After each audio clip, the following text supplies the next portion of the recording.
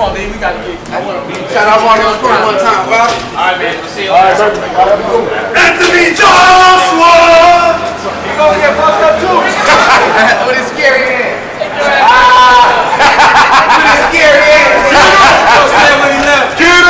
And you by yourself. Anthony Joshua, better not come to California. Appreciate you. Better not come to California. About the hey, Mama Wilder, that was a great interview, Mama Wilder. On Blood. Great interview. Shout conversation, guys. Feel free. Thank you, Lincoln. Feel free to hit the subscribe button, man. Okay, I'm just gonna shut up. Eddie Hearn is desperate. He's begging Shelly Finkel. He's begging Al Haymon. He's running to his daddy, not understanding what the hell was going on. It wasn't supposed to be this way. You didn't tell me that that I had to know how to play basketball. You just told me that they would have listened to me. You didn't tell me that. Oh man, he's totally the kid that ran back to the house with his ball, man. And more importantly, or as important as that, the zone pressure from the execs is happening. And Eddie Hearn is a stone cold liar. I'm going to tell you why he's a stone cold liar. Because when a person shows you who they are the first time, believe him, he has no money. I'm not talking about his personal money. I don't care about him how much he makes personally. I'm talking about the business of boxing. All right. He said he has $1 billion. Right? So if you can't get, he done tried to get the Charlos. I saw the contract from the Charlos. On that, I'll just stop there because I have a video of it. So I'll just say that I saw that contract. All right. I've seen other contracts. Right, Eddie Hearn. If you can't get those and you have $1 billion, you can up your ante and overpay, right? So let's say, hypothetically, A is paying, Mike is, now let's use variables. A is paying $3 million, right? You know A is paying $3 million, right? B, you can pay $6 million. You have $1 billion. You can overpay and in hopes of getting that in return, right? Daniel Jacobs, 6,000 people in Brooklyn.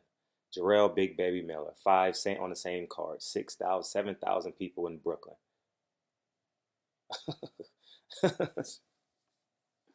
Eddie Hearn is a stone cold liar. I know he's begging Shelly Finkel. He's begging Al Haymon because no one will listen to him. He's getting desperate. Didn't you hear the tension in his voice? You never show weakness in a deal. You pretend to show compassion for the other side, but you never show weakness. And I'm giving you guys too much. I'm giving you too much genius right now. You don't show weakness. You show fake compassion in a business deal. Oh, man, I understand. Yeah, we got to work this deal out some way, man. I know you need, I understand you paid $10,000 for the deal. I get it. That's fake fucking compassion. All right. And I know what pissed me off this today about he's on my timeline all the way down from these guys doing their interviews, and it's annoying the shit out of me.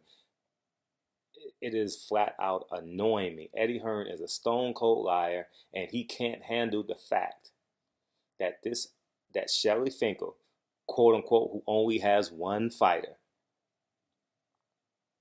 can control the narrative. He can't handle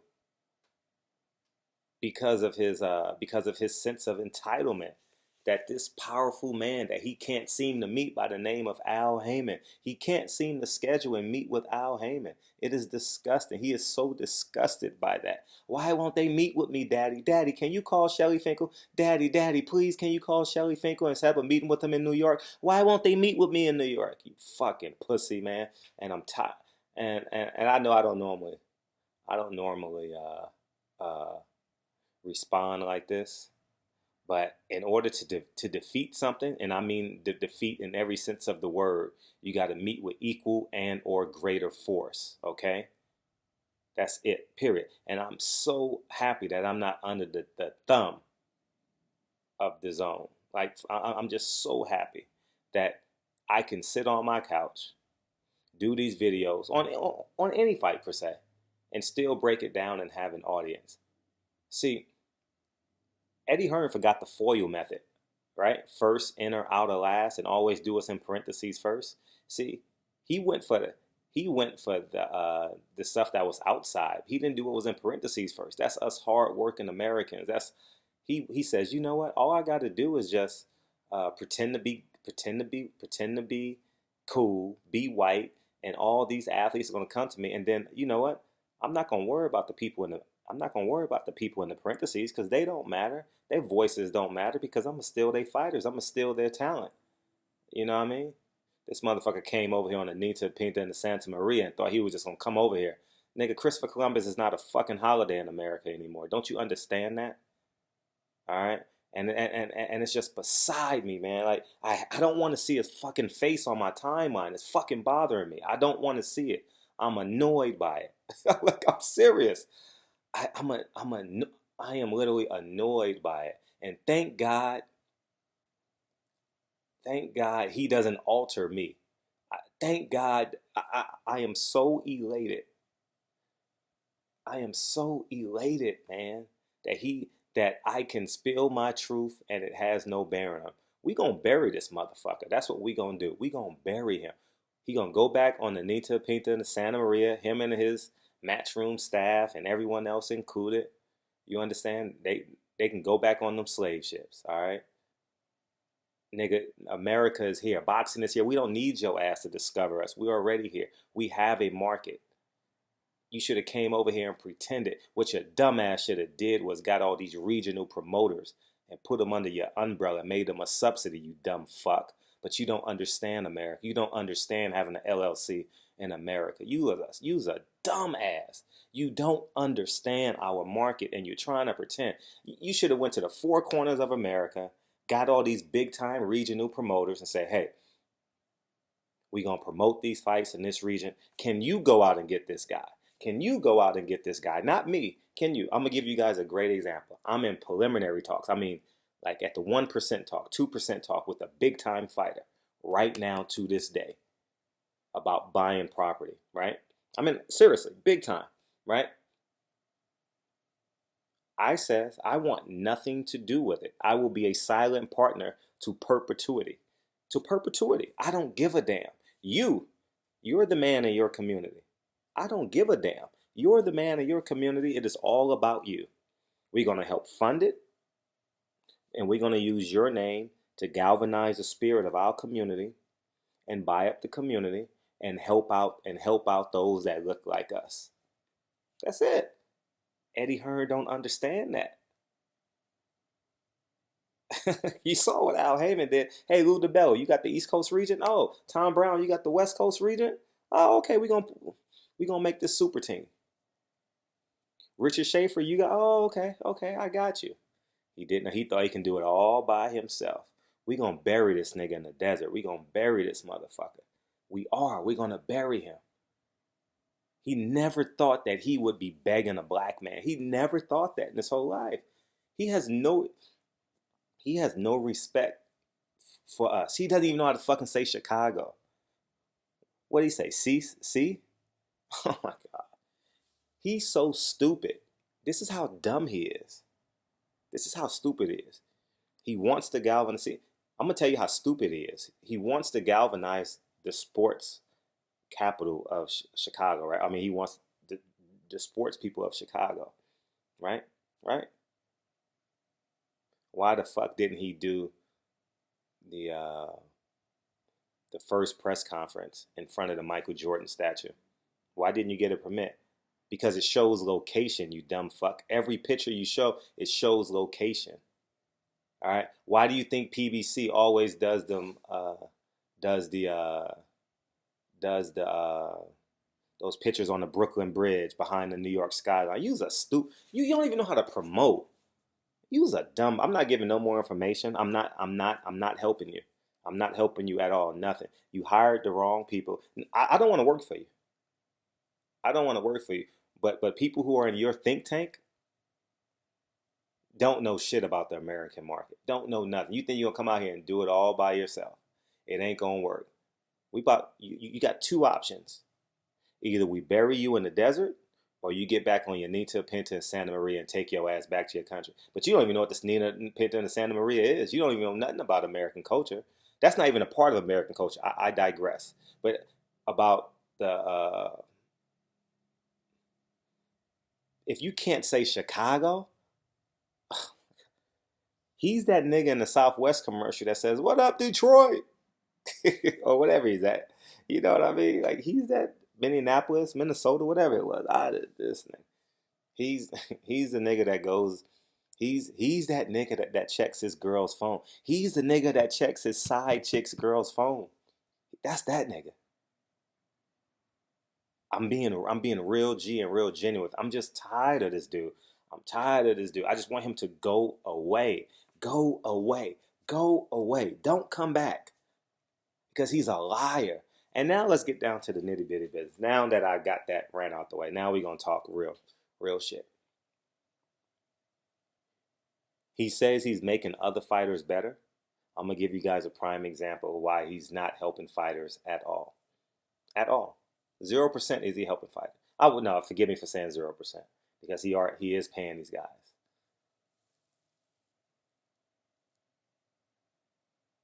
The Anthony Joshua fight, Deontay Wilder fight has yet to happen. He's holding the heavyweight division hostage and preventing them from making capital, enlarging their capital. He's preventing them, like Big Baby Miller. Instead of Big Baby Miller being potentially 6 months away from the winner of Anthony Joshua, he's a year and a half away now. Instead of Dominic Breazeale being next in line, right?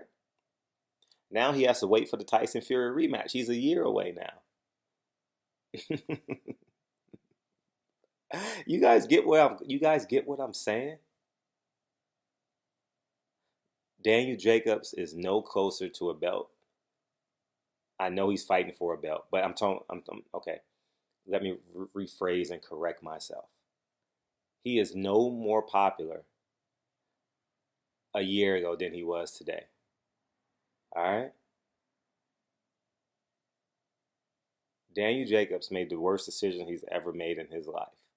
And I don't know that to be true. That's a hyperbole, okay, guys? When was the last time I did a video on Daniel Jacobs? Now, combine that with every other YouTube channel. Now, we're just talking YouTube. So if YouTube ain't talking about him, you damn sure know Dan Raphael ain't talking about him. Right? Right? Big Baby Mill. I have his number in my phone.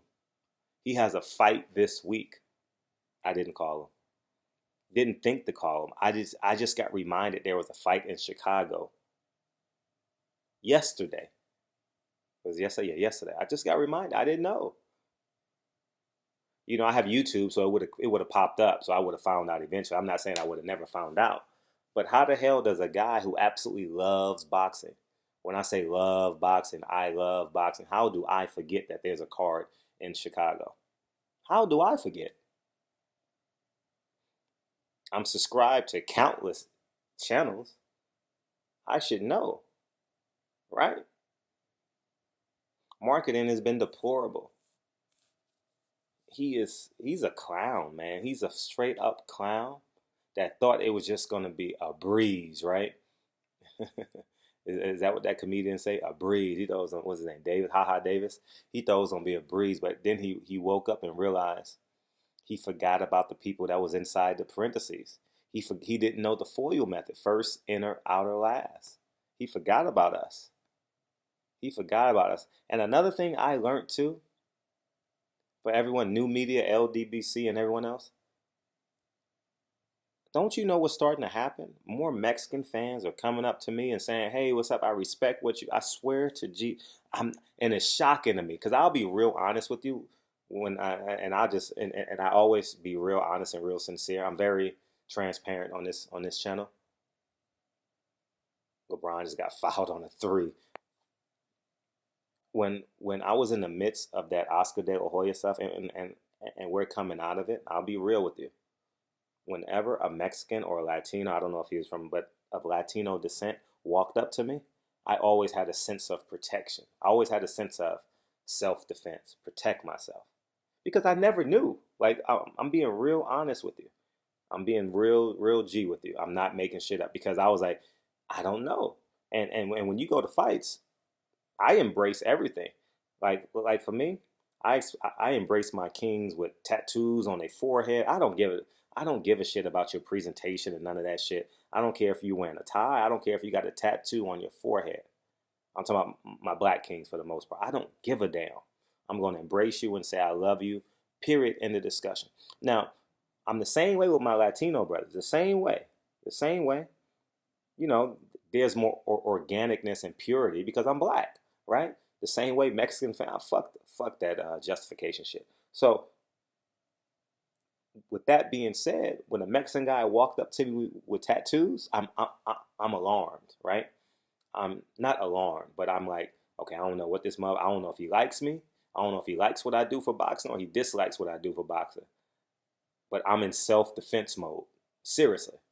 And when niggas come up to me, excuse me, when Latino brothers come up to me with tattoos and shit, they got 13 on, I ain't lying. I swear to God to you. A Mexican guy came up to me with a 13 on him Sunday. And I was like, oh, like for real. And 13, and I'm not sure if 13 is nationwide. Yeah, it is. 13 is nationwide, right? When you see it as a black man, when you see 13, he's your enemy. And when he came up to me and was like, man, I'm gonna quote him. I'm gonna quote him. He says, man, I love what y'all new media stuff is doing. LDBC is doing for boxing. I ain't gonna lie, I was shocked.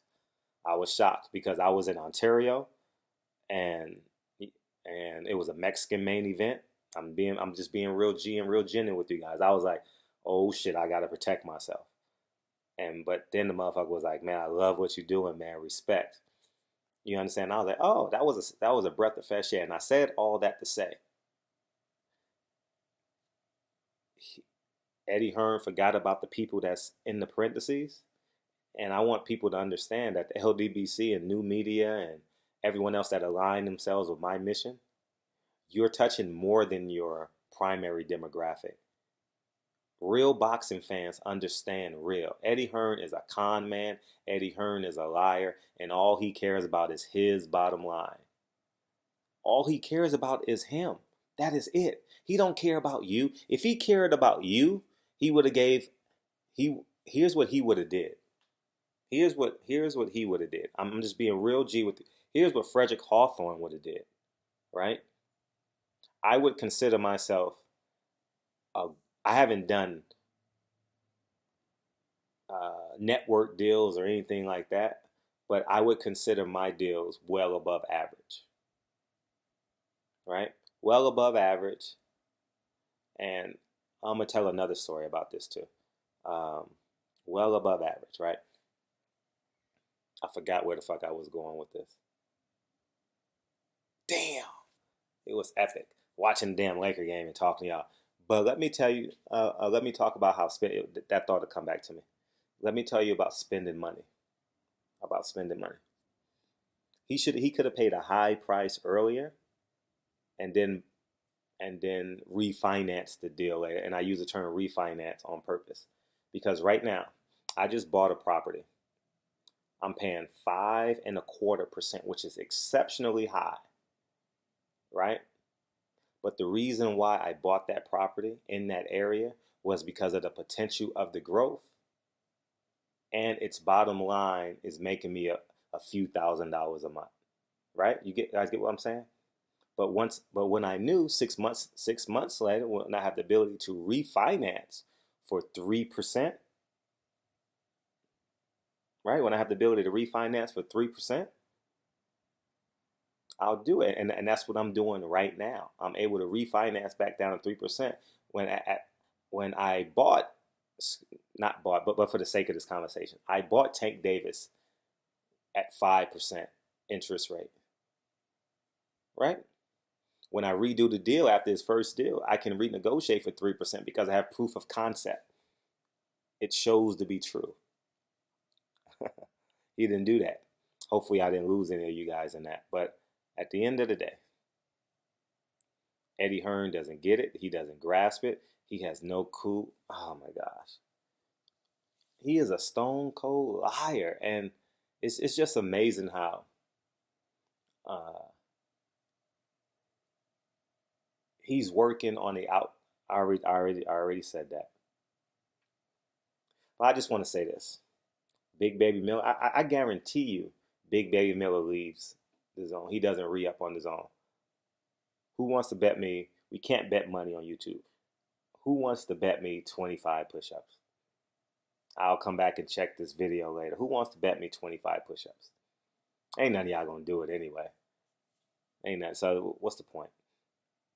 But I'm tired of seeing his face on his timeline. I didn't even finish that IFL video, and it showed so much weakness. Like, I just got tired of looking at the dude. Like, he called Chicago C. He called Chicago C. My grandfather taught me how to spell Chicago when I was 6 years old. He said the chick in the car won't go Chicago. And I know you guys know that too. I've been knowing that since I was 4 or 5 or 6. I'm being real honest with you. Like Mississippi. We all know how to say the Mississippi song. I'm not going to play it now because it's a tongue twister. I mean, it's not a tongue twister. My tongue will get tired. I'm going to say it wrong. I ain't said it in 20 years, but that's how we know how to spell Mississippi. Like, these are just real subtle things that we must know about America that he doesn't know. How could he not take a picture in front of the Michael Jordan? How could he not do a press conference in front of the Michael Jordan sign in front of the American era? I don't know if it's what it's called now, in front of that arena, or in front of them silver globes that's somewhere downtown. You understand? Or somewhere, some landmark. He's just foolish, man. He's just foolish. He's just foolish. His tickets aren't gonna move. He's going up against Conor McGregor. Thank God. I want you guys to save your $10. Okay. I want you guys to find a $10 stock, and in a year you will have 12 shares. Okay. And then I want you to, hopefully you guys make dividends on that. Find an $8 to $10 stock and buy one stock a year. You will have 12 at the end of the year. Okay. Then at the end of that year, I want you to find a $12 stock. Do your research. All right. And keep on growing from there. All right. We're going to create profits, dividends. Fuck Eddie Hearn. Let him go back on the ship and keep on crying. This nigga literally cried to his daddy today. I'm going to finish watching that video because now I'm going to watch it from a new perspective. I'm going to laugh and enjoy this video. I'm going to enjoy it now. Matter of fact, I'm going to start it from the beginning. You know, the kids are in bed. Dre's on call, so I'm basically in the house by myself. The kids asleep. So I'm just going to sit here and just enjoy this for real because I'm watching the Lakers on mute, so I can listen to this. I'll be up for at least another 5 hours because I want to wait for Dre to come home. Another manhood shit. As a man, you never fall asleep until your girl gets home. Just don't do it. Like, you just don't do it. You stay up and you wait. And when you hear the car pull up in the driveway or in your wherever you are, you unlock the door, or you meet her if you live in an apartment building. You meet her in her parking stall. There's just subtle shit you do. But at the end of the day, I love y'all. I salute y'all. And let's be clear. I'm not opposed to the fighters. Jesse Vargas, I always say this in the video. Jesse Vargas always never leaves the interview until we run out of questions. I'd be like, okay, I think we're done, Jesse. Appreciate you, man. Peace. You know what I mean? He's a great guy. Big Baby Miller. You know, the last interview I did with him, he said some shit. You know, I watched that video again. Vince texted me. Vince Camper. You guys know him. He's the body snatcher. He was like, man, he texted me. He said, did you hear that shit? He said, I said, I heard it. I heard it. He said he got about 4 quotes in there. Everybody in my channel, go back to when I was in New York in September. He said some shit about himself and about Eddie Hearn that everybody needs to know. All right. And anyways, man, hopefully you guys make it through this video. This ain't my last. These aren't rants. These are facts. All right. These are facts. I'm telling you guys, I'm saying it with high emotion, and I'm using some of my emotions in it. But at the end of the day, he's too emotional right now. He's weak. He's feeble. He has no idea how to do business, period. I shouldn't say period. I'm pretty sure Matchroom is profitable. Oh, I remember now what I was going to say to you about why you should never trust a man. Damn, I want to put this in another video because some of you guys aren't going to make it to this part of the video. Here's what he did. Here's what now I got it. Here's what I would have done if I was Eddie Hearn. Matter of fact, I'm gonna make this a new video because y'all not gonna make it to 25. I'm gonna do another video on Eddie Hearn. So when y'all get done watching this video, by the time y'all get done watching this video, the other video will be done. Barbershop Conversations. Feel free to hit the subscribe button. I'll talk to you guys soon. Peace.